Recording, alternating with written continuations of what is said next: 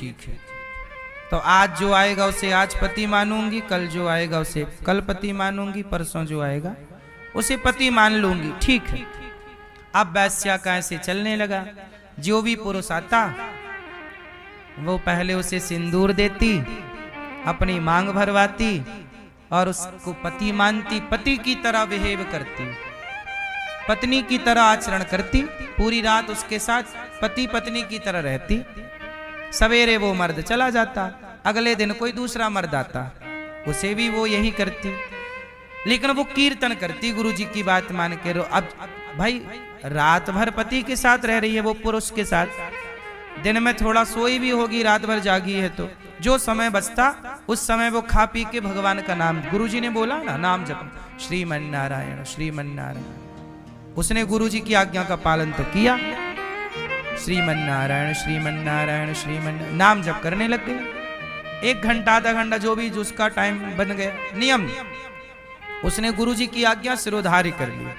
देखो गुरु के वचनों का पालन सही तरीके से किया जाए तो भी भगवत प्राप्ति संभव है। अब वो वैश्या ने क्या किया, ऐसे करते करते महीनों बीत गए। अब उसके ना प्रेम से भगवान रीझ गए। एक दिन क्या हुआ, उसके पति बन के भगवान कृष्ण ही आ गए, भगवान नारायण उसके पति बन के पहुंच गए और लीला चालू कर दी। अब भगवान आए सूर्यास्त के बाद और उसका नियम था जो पुरुष आएगा उसे पति मानूंगी, तो आ गए भगवान पुरुष बन के उस वैश्या के घर। अब उसने कहा मेरी मांग भरो, भगवान मांग भर रहे हैं। अब भगवान के साथ वो रहने लग गई रात को पति पत्नी की तरह। अब भगवान तो क्या लीलाधर हैं। रात हुई तो भगवान बोले सिर में दर्द हो रहा है, वो दवाई ला के लगा रही है, मालिश कर रही है। भगवान बोले मैं मर जाऊंगा। बोली मैं आप चिंता ना करिए नाथ, मैं आपके लिए वैद्य बुलाती हूँ। वो वैद्य को बुलाने गई तो भगवान ने हाथ पकड़ लिया, मत जाओ, तुम चली जाओगी तो हम मर ही जाएंगे, तुम यहीं रहो। सवेरे 4 बज गए तो भगवान ना मर गए, मरने की लीला की, मर गए। अब लो भैया वो वैश्या उसने देखा मेरा पति मर गया। अब पति मर गया, मर भगवान ही लीला कर रहे हैं। उसने ये देखा कि ये गुरु के वचनों पर कितना चल पाएगी आगे। पति मर गया। अब लो भैया सवेरा हुआ, गांव वालों को बोला भैया मेरे पति मर गया। गांव वाले हंसे वैश्या का पति कब से हो गया। लोग मजाक उड़ा रहे हैं, पर उसने कहा नहीं नहीं मेरे पति मर गए, ये देखो मर गए हैं, आप ऐसा करो कि शमशान की तैयारी करो। गांव वालों ने कहा भाई कोई मर गया होगा, कोई मर्द आया होगा इसके पास, मर गया, उसकी तैयारी की। अब तैयारी की उसकी, अब इसने भी 16 श्रृंगार कर लिए, वैश्या ने पूरा श्रृंगार किया 16 और चली आगे आगे भगवान की अर्थी जा रही है और ये पीछे पीछे जा रही है। गांव वाले बोले कहां जा रही है, बोले मैं सती होऊंगी सती। अरे तू तो वैश्या है, तू कैसे सती हो जाएगी। ना ना ना, मैं पतिव्रता नारी हूं, ये मेरे पति हैं। मेरे गुरुजी ने कहा था रात को जो आए वो आपके पति, तो सवेरे होने से पहले ये मर गए तो यही मेरे पति हैं और मैं पति के संग सती होऊंगी। अब लो भैया चिता पे उसे भगवान जी को रखा। भगवान जी तो मरने की लीला की, मरे पड़े। अब भगवान चिता पे लेटे, गांव वालों ने चिता तैयार की, लिटाया। वो चिता तैयार की और लिटाया और ये जाके बैठ गई चिता पे वैश्या, और बैठी वो भगवान का सिर रख लिया अपनी गोद में और गोद में रख लिया। गांव वाले बोले जल जाएगी, बाहर आ जा। नहीं नहीं नहीं, मैं तो पति के साथ जलूंगी, मेरे पति हैं ये। ले भैया चिता पर बैठी, पति तो मर गए थे। अब गुरुजी ने कहा था नाम जपना, नारायण श्रीमन नारायण श्रीमन नारायण जपने लगे। तो लोगों ने पूछा कि आग कौन लगाएगा तेरे पति को। बोले आप कोई ना लगाओ, आग दूर खड़े हो जाओ। हे प्रभु, यदि मैं पतिव्रता नारी हूं और मैंने अपने गुरु के वचनों का पालन किया है सही सही, तो चिता पे आग लग जाए। अब भगवान एक आंख खोल के देखे, जब आंख एक खोल के देखे तो वो सचमुच उसके कहते ही आग लग गई। भाई पतिव्रता तो पतिव्रता है, पतिव्रता नारी का अपना ही रुतबा होता है, भजन में तो प्रभाव है ही है। सच्ची आग लग गई उसके तपोबल से, आग लग गई, चिता जलने लगी। और जब जली तो भगवान के पांव में गरम गरम लगा। भगवान बोली तो जला डालेगी। भगवान बोले कोई बात नहीं। अब भगवान को कहां आग वाग लगती है, प्रहलाद को आग लगी नहीं, तो जब भगवान के भक्त को आग नहीं लगी तो भगवान को क्या आग लगेगी। अग्नि तो भगवान का मुख है, ब्राह्मणोस्य मुखमासी, है ना। तो भगवान, अच्छा उसका ना, उसकी साड़ी जलने लग गई, उसका हाथ जलने लगा, लेकिन जल रहा, लेकिन वो नाम जप रही है, श्रीमन्नारायण श्रीमन्नारायण। भगवान समझ गए कि पक्की है। अभी परीक्षा ले रहे थे कि गरम लगेगा तो भागेगी, तो उसका हाथ सही में जलने लगा, ये चमड़ी पिघल पिघल के गिरने लग गई। वो नहीं भागी, नाम जप कर रही है। पति मर गए हैं तो मैं भी मरूंगी, ले भैया। अब हुआ ये कि भगवान लेटे थे, भगवान चतुर्भुज रूप में प्रकट हो गए। देवी गंडकी, मैं प्रकट हो गया, तुम्हारी परीक्षा लेने आया था, तुम पास हो गई, तुम्हारी भक्ति तुम्हारे प्रेम को हमने स्वीकार कर लिया, वरदान मांगो। गंडकी बोली प्रभु, जब आपका सिर मेरी गोद में था ना, ऐसा लग रहा था संसार का सारा सुख मिल गया।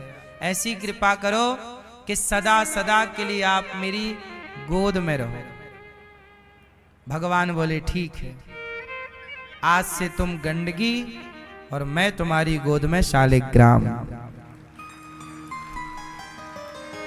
उसके प्रेम, भगवान के प्रेम में वह पिघल गई और वही पिघल करके गंडकी के रूप में परिणत हो गई।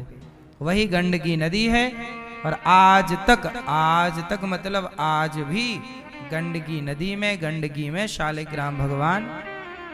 हम अभी गए थे गंडकी कुछ महीनों पहले, तो वहां हमने देखा गंडकी नदी ना, जाके आगे हरिहर क्षेत्र बोलते हैं उस जगह जहां मिलन होता है गंडकी का। और वो गंडकी नदी नेपाल से बह करके भारत आती है, तो जब भारत आती है तो बिहार में उसे गंडक नदी कहते हैं। कौन सी नदी?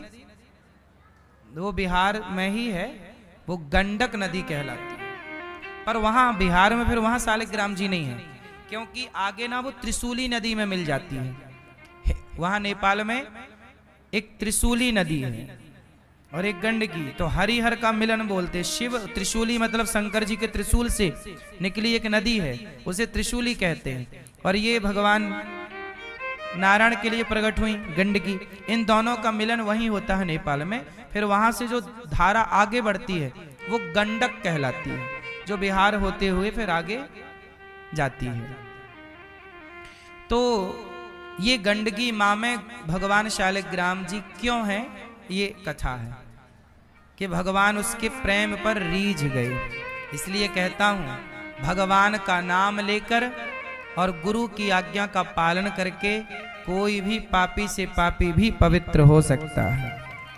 इसलिए कहते हैं गुरु वचनों पर चलना चाहिए। भगवान के नाम, भगवान की भक्ति सबसे उत्तम है, उससे अच्छा कुछ नहीं। तो इसलिए तुलसी विवाह आज होता है। बोलिए देव उठनी एकादशी महारानी की। एकादशी के दिन अन्न नहीं खाना चाहिए। आज के दिन किया गया कोई भी पुण्य अत्यधिक फलदायी है। इसलिए गौरी गोपाल आश्रम में जो हमारी वृद्ध माएँ बेसहारा माएँ रहती हैं, अखंड संतों की सेवा भोजन की होती है। आप भी अपने आप को जोड़िए। आज हमारी मैया जी की ओर से, भैया जी की ओर से गौदान भी था। है ना? आप गौदान किन की ओर से था? आपकी ओर से, श्रीमती सुनीता जी हैं। फिर आपका नाम श्वेता, खुशबू। तो आप सबकी ओर से आज यहाँ पर गौदान भी इन्होंने किया सपरिवार, और इन्होंने यहाँ पर अन्न क्षेत्र भी किया। तो कथा भी सुन रहे हैं, गौदान भी किया और अन्न क्षेत्र भी। आप भी इस एकादशी के पावन पर्व में अन्नदान कर सकते हैं, किसी को भोजन करा सकते हैं। आज यहाँ एकादशी में सबको व्रत वाला मिल रहा है, संतों को भी व्रत वाला ही बांटा गया।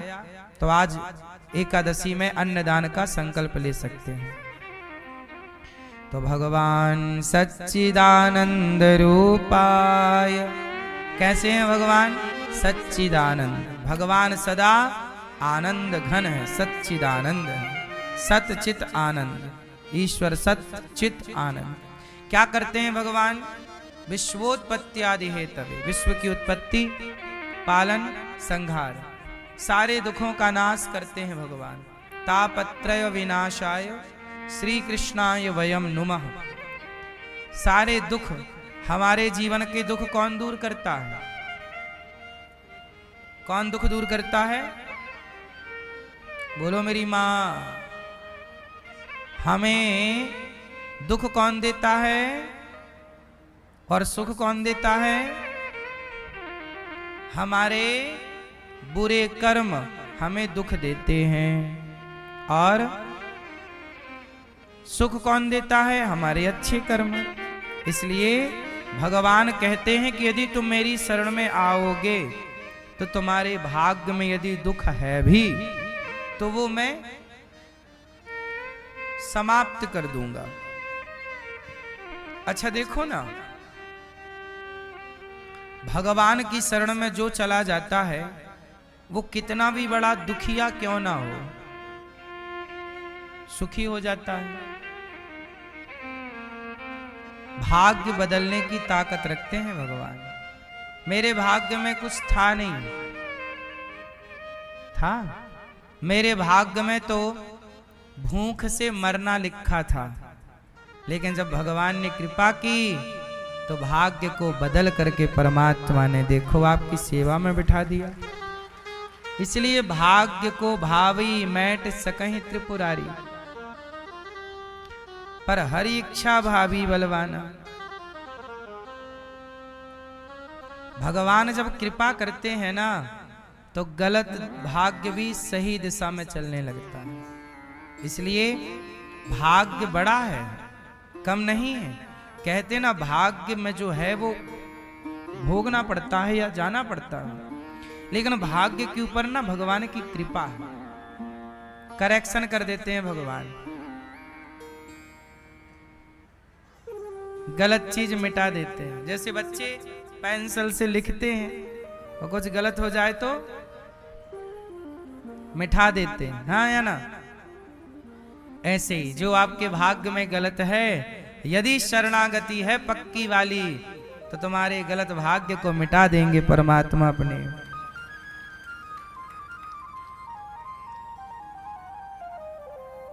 ठीक है? तो मेरी माँ, भगवान बड़ी कृपा करते हैं। कब कृपा करते हैं? जब आप शरणागति करते हैं, सारे दुखों को दूर कर देते। ऐसे भगवान को हम नमस्कार करते हैं। यम प्रव्रजन्तमनुपेतमपेत कृत्यम द्वैपायनो विरह कातर आजुहाव पुत्रेति तन्मयतया तरवो विनेदुस् तम सर्वभूत हृदयं मुनिमानतोस्मि। सुखदेव जी, सुखदेव भगवान प्रकट होते हैं और जन्म लेते ही चल पड़ते हैं तपस्या करने। भागवत जी बाद में परीक्षित जी को सुखदेव भगवान ही सुनाते हैं।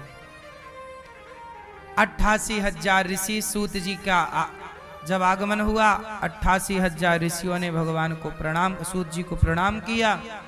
कहा भक्ति ज्ञान विरागाप्तो विवेको वर्धते महान। सूत जी से शौनक आदि ऋषियों ने ऐसा कहा कि हमें कथा सुनाइए। अच्छा, भगवान की कथा एक बार सुननी चाहिए कि 2 बार कि 3 बार कि बार बार? कितनी बार सुने? क्यों सुने? क्यों सुने बार बार? एक बार सुन तो लिया है, एक बार सुन तो ली, फिर बार बार क्यों? जैसे हमने एक बार खा तो लिया, फिर भी तो खाते हैं। अरे खा तो लिए थे पिछले महीने, अब आज फिर खा रहे हो। जब बार बार खाते हो तो शरीर को बल मिलता है। ऐसे ही जब बार बार सत्संग करते हो तो भक्ति को बल मिलता है। भक्ति आपके जीवन को परिवर्तित करती है, भक्ति बढ़ती है। जैसे भोजन करने से शरीर का बल बढ़ता है, ऐसे सत्संग करने से, भजन करने से भक्ति का बल बढ़ता है। भक्ति आपकी मजबूत होती है और उसी से सब कुछ होना है। ठीक है, इसलिए सदा सेव्या श्रीमद् भागवती कथा यस्याः श्रवण मात्रेण हरिश्चित्तम समाश्रये। भगवान चित्त में समा जाएंगे, हरि समा जाएंगे। जब भगवान की कथा बार बार सुनोगे तो हृदय में कौन समाएगा? इसलिए कथा एक बार 2 बार नहीं, बार बार सुननी चाहिए। जितनी बार कथा सुनोगे उतने आप भगवान के और करीब हो जाएंगे। एक कदम और करीब, एक कदम और करीब, बिल्कुल निकट हो जाएंगे। कथा ही आपको भगवान के करीब ले जाती है। अब जैसे शराब है, ये शराब भगवान से के पास ले जाती है कि दूर? इसलिए शराबी व्यक्ति भगवान से बहुत दूर हो जाता है। शराब पी के पड़ा है ना उसके मुंह से भगवान का नाम निकलता, ना कोई भगवान के भक्तों के प्रति श्रद्धा, दूर है। भगवान से दूर कौन है? शराब पीने वाला भगवान से बहुत दूर है, जुआ खेलने वाला बहुत दूर है, मांस खाने वाला भगवान से बहुत दूर है, और भगवान की कथाएं सुनने वाला भगवान के बहुत पास है, बहुत पास। कथाएं पास ले जाती हैं और संसार का व्यसन भगवान से, बोलो मेरी मां, दूर कर देता है। इसलिए सदा सेव्या, सदा सेव्या, सदा सेवन करो कथा का, सदा। जैसे पानी रोज चाहिए। आज आप लोगों ने कुछ खाया पिया कि नहीं? क्या मैया खाया? एकादशी नहीं हो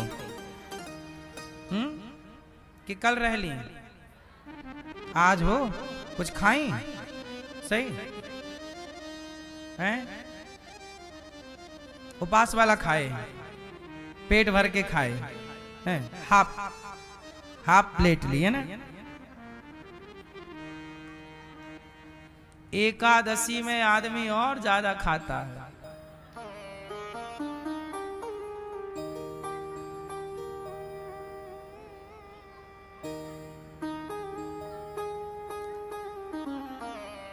व्रत के दिन अच्छा है, अन्न नहीं खाना चाहिए, फल फूल खा सकते हैं, पर बहुत आवश्यकता हो तो ही खाना चाहिए। अत्यधिक वृद्धावस्था है, रहा नहीं जा रहा है, ठीक है, कोशिश करिए कि हम आज भगवान का ज्यादा से ज्यादा स्मरण करेंगे, कथाएं सुनेंगे। अच्छा, भूखा रहना ये कौन सी भक्ति है? ये भी कोई सवाल कर सकता है। क्यों भूखा रहें? भूखे क्यों रहें? भूखे भजन न होए गोपाला, ले लो अपनी कंठी माला, ऐसा भी लोग कहते हैं। अच्छा, जब भूख लगती है तो फिर कुछ दिखता नहीं है, क्यों? बड़ी गुस्सा आती है, बड़ा क्रोध आता है।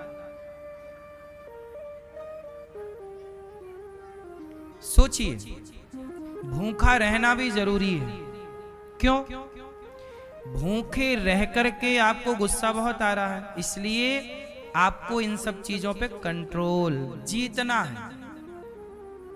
हमारी सेना होती है ना, मिलिट्री, सैनिकों को 4-4 दिन भूखे रहने की ट्रेनिंग दी जाती है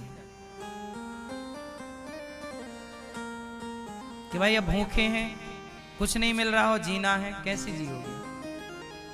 इसलिए परिस्थितियां आपकी तो अच्छी है, भूखा रहना, पेट को एक दिन थोड़ा रिलीफ मिल जाएगा। मशीन आपकी किडनी लीवर रोज काम करती है। आपका तो संडे होता है, आपके पेट का संडे नहीं होता। पेट तो दिन भर काम करता, पचाता पचाता पचाता पचाता। एक दिन उसे रेस्ट दो, पेट आज तेरा कोई काम नहीं, तू रेस्ट मोड में चला जा। बेचारे उसको भी किडनी लीवर को स्वयं को ठीक करने का एक मौका मिल जाए। ये डॉक्टरों की भाषा हम बोल रहे हैं। डॉक्टर खुद कहते हैं कि महीने में 1 दिन 2 दिन आपको भूखा रहना चाहिए। ये मेडिकल साइंस कहता है, यदि स्वस्थ रहना है तो। ठीक है, हमारे ऋषियों ने, डॉक्टर तो आज बता रहे हैं, हमारे ऋषि मुनियों ने पहले ही कह दिया था कि महीने में 2 एकादशी कर लो, 2 दिन भूखे रह लो, स्वस्थ रहा करोगे। व्रत भी हो जाएगा, पुण्य भी मिल जाएगा, पेट भी ठीक रहेगा। ठीक है। अच्छा, भूखे रहने से भगवान मिलते हैं क्या? भूखे क्यों रहा जाता है? अब हम बताते हैं इसके पीछे का कारण।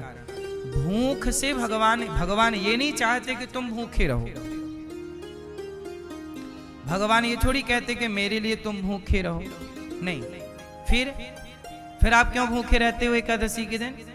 बात ये है कि हे प्रभु, आज एकादशी है, आज भगवान की सेवा में, भगवान के कीर्तन में आप अपने आप को इतना बिजी कर दो कि खाने पीने की फुर्सत ही ना रहे। भगवान नहीं कहते कि तुम भूखे रहो, पर हमने अपने को इतना व्यस्त कर दिया, हमने अपने को व्यस्त कर दिया तो खाने पीने का टाइम नहीं मिला। और जब बच्चा भूखा रहता है ना, तो उसकी माँ उस पर और क्या करती है? गुस्सा करती है कि करुणा करती है? हैं? बोलो मेरी माँ। गुस्सा कि करुणा, प्रेम? आज मेरे बेटे ने कुछ खाया नहीं है ना, नहीं खाया तो और ज्यादा प्यार मिलता है बच्चे को। ऐसे ही है कि जब आप भगवान की याद में, भगवान के कीर्तन में, भगवान के चिंतन में डूब जाएंगे और कुछ नहीं खाएंगे, तो भगवान भी कहेंगे देखो आज मेरे भक्त ने मेरे को इतना याद किया कि आज मेरी याद में वो ऐसा खोया कि बेचारे ने कुछ खाया तक नहीं। वही है व्रत। ये मैं ना कहूं कि मैं व्रत हूं, ये भगवान कहें कि देखो आज मेरे लिए वो व्रत है। मतलब आज मेरे लिए कुछ ध्यान में ही, सेवा में ही डूब गया, कुछ खाने की फुर्सत ही नहीं मिली उसे। आप ना बातें करो कि आज मैं व्रत हूं, भगवान बातें करेंगे आपकी कि आज आप उनके लिए, उनकी सेवा पूजा में इतने बिजी हो गए, फुर्सत ही नहीं मिली। अधिक से अधिक कीर्तन करो, आज नाम जप करो, कथाएं सुनो, बिजी रखो। सही है। आज मुझे भी, आज मैं अपनी बात करूं, आज मैं भी सवेरे से इतना बिजी हो गया सेवा में भगवान की और आप भक्तों की सेवा में कि सच बताऊं आज मुझे भी कुछ भी खाने का टाइम नहीं मिला, कुछ भी नहीं, टाइम ही नहीं मिला। जीवन में भगवान के लिए बिजी हो जाइए, टाइम ना मिले भगवान की सेवा में मस्त। एक दिन देखो आप ना, 1 माह अपना पूरा टाइम बिजनेस को देते हो ना, काम को देते हो ना, व्यापार को। जब व्यापार को देते हो ना तो पूरा टाइम व्यापार को दिया करो, काम को देते हो ना, काम को टाइम, लेकिन जब एक दिन भगवान को देने के लिए टाइम आए तो पूरा एक दिन पूरा का पूरा भगवान के नाम होना चाहिए, है ना। उसमें फिर कोई कंजूसी, कोई कटौती ना, एक दिन पूरा भगवान। व्यापार में पूरा टाइम व्यापार में दो, बिजनेस में पूरा टाइम बिजनेस में दो, पर एक दिन सत्संग है, एक दिन व्रत है तो उस दिन पूरा। इसलिए रोज व्रत करने की जरूरत नहीं है। आप एकादशी कर लेंगे, सारे व्रतों का उत्तम श्रेष्ठ व्रत एकादशी ही। बाकी ठीक है, आप जो करते होंगे मर्जी आपकी। लेकिन कथा बार बार सूत जी ने कहा कथा सुनाई, सुनो, हम आपको कथा सुनाते हैं। कौन सी कथा सुनाए? भक्ति ज्ञान विरागाप्तो विवेको वर्धते महान। ऐसी कथा सुनाइए कि भक्ति बढ़ जाए, ज्ञान बढ़ जाए, वैराग्य बढ़ जाए। कथा कैसे होनी चाहिए? कथा से क्या बढ़ती है? क्यों मैया? भक्ति। क्या बढ़ती है मेरी माँ? भक्ति बढ़ती है कि ज्ञान बढ़ता है कि वैराग्य बढ़ता है? मैया जा रही हो झोला लेके, जाओ, एक झोला कथा सुन ली मैया ने, जाओ मेरी माँ, टाटा, जल्दी आना मेरी माँ। देखो, अच्छे से सुनोगे तो एक झोला हो ही जाएगी कथा, मन लगा के।